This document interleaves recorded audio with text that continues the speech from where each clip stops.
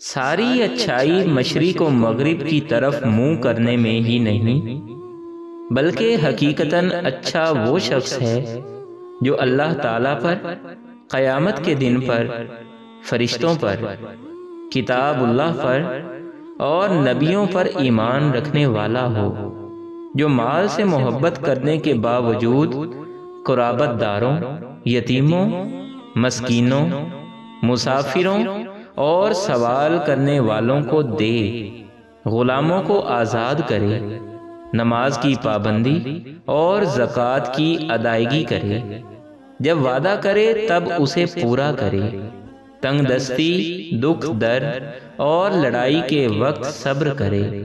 یہی سچے لوگ ہیں اور یہی پرہیزگار ہیں۔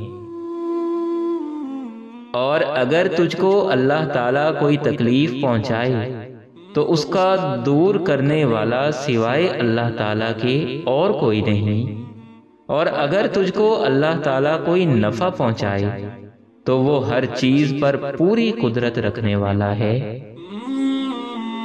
بے شک انسان سراسر نقصان میں ہے، سوائے ان لوگوں کے جو ایمان لائے اور نیک عمل کیے اور جنہوں نے آپس میں حق کی وصیت کی اور ایک دوسرے کو صبر کی نصیحت کی۔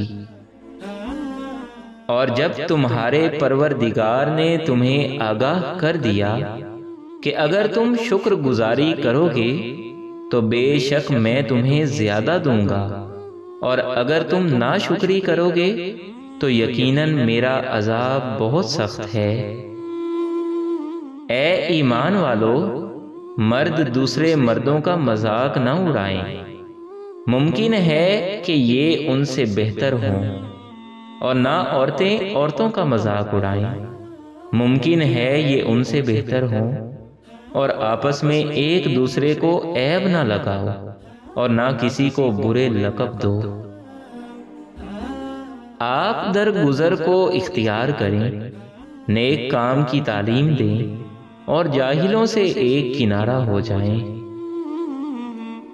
ممکن ہے کہ تم کسی چیز کو بری جانو اور دراصل وہی تمہارے لیے بھلی ہو، اور یہ بھی ممکن ہے کہ تم کسی چیز کو اچھی سمجھو حالانکہ وہ تمہارے لیے بری ہو۔ حقیقی علم اللہ ہی کو ہے، تم محض بے خبر ہو۔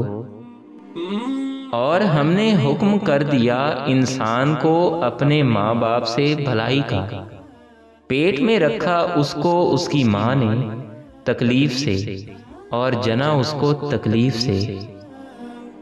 کسی آدمی کے سینے میں اللہ تعالیٰ نے دو دل نہیں رکھے، اور سمندروں میں مصیبت پہنچتے ہی جنہیں تم پکارتے تھے سب گم ہو جاتے ہیں، صرف وہی اللہ باقی رہ جاتا ہے۔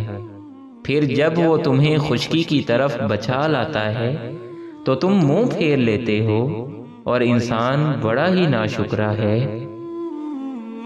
اور زمین پر اترا کر نہ چل، کسی تکبر کرنے والے شیخی خورے کو اللہ تعالیٰ پسند نہیں فرماتا۔ اپنی رفتار میں میانہ روی اختیار کر اور اپنی آواز پست کر، یقیناً آوازوں میں سب سے بدتر آواز گدھوں کی آواز ہے۔